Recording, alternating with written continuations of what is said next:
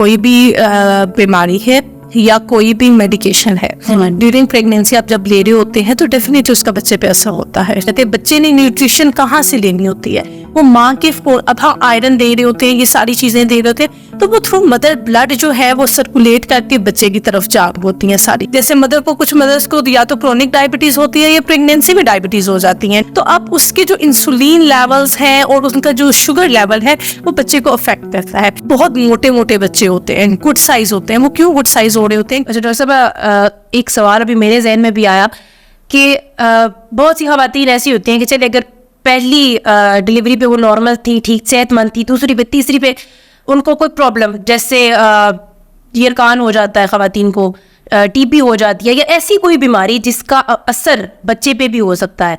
क्या ये वाकई सच है कि अगर एक खातून प्रेग्नेंट होने के बाद किसी भी ऐसी बीमारी से सफ़र कर रही है तो उसका असर उसके बच्चे पे होता है? देखिए बिल्कुल होता है। कोई भी बीमारी है या कोई भी मेडिकेशन है ड्यूरिंग प्रेगनेंसी आप जब ले रहे होते हैं तो डेफिनेटली उसका बच्चे पे असर होता है, ठीक है ना। तो क्योंकि माँ के पेट के अंदर जो बच्चे ने जो भी खुराक लेनी है वो थ्रू मदर ब्लड आपकी सर्कुलेट करके जाती है, ठीक है ना। माँ के खून के अंदर से सर्कुलेट करके जाते हैं। बच्चे ने न्यूट्रिशन कहाँ से लेनी होती है, वो माँ के अब हम आयरन दे रहे होते हैं, ये सारी चीजें दे रहे होते हैं, तो वो थ्रू मदर ब्लड जो है वो सर्कुलेट करके बच्चे की तरफ जा होती हैं सारी चीजें, ठीक है ना। तो फिर डेफिनेटली वो अफेक्ट तो करती हैं, ठीक है। यरकान है, ठीक है। फिर अब इसमें डिफरेंट ट्रीटमेंट्स हैं, ठीक है।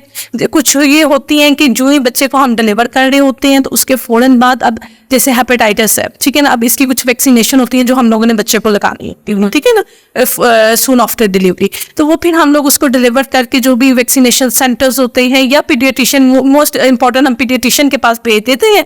फिर पीडियाट्रिशियन उनको सारा काउंसिल कर देते हैं कि ये माँ को ये मसला था, विद हिस्ट्री भेजा जाता है कि मदर को ये डिजीज थी, अब बच्चा डिलीवर हो गया तो हैंड ओवर टू यू, अब आप देखेंगे इस बच्चे को हमने फर्दर क्या करना है, तो फिर वो सारा उसको जो है ना वो कर देते हैं। इसी तरह डायबिटीज है, जैसे मदर को कुछ मदर्स को या तो क्रोनिक डायबिटीज होती है या प्रेगनेंसी में डायबिटीज हो जाती है, ठीक है।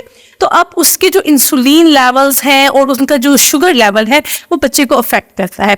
आपने देखा होगा कि जो डायबिटीज मदर के बच्चे होते हैं वो बहुत हेल्थी होते हैं, बहुत मोटे मोटे बच्चे होते हैं, गुड साइज होते हैं। वो क्यों गुड साइज हो रहे होते हैं? क्योंकि जो ग्लूकोज लेवल होता है ना, ठीक है, मदर को इंसुलिन लग रही है, ठीक है ना, तो इंसुलिन एक ग्रोथ फैक्टर है, ठीक है, तो वो बच्चे की ग्रोथ ज्यादा कर रहा है, तो वो बहुत हेल्दी बच्चे होते हैं, ठीक है। तो डेफिनेटली जो माँ चीज लेगी या जो बीमारी है या जो मेडिकेशन लेगी वो बच्चे को अफेक्ट करेंगे।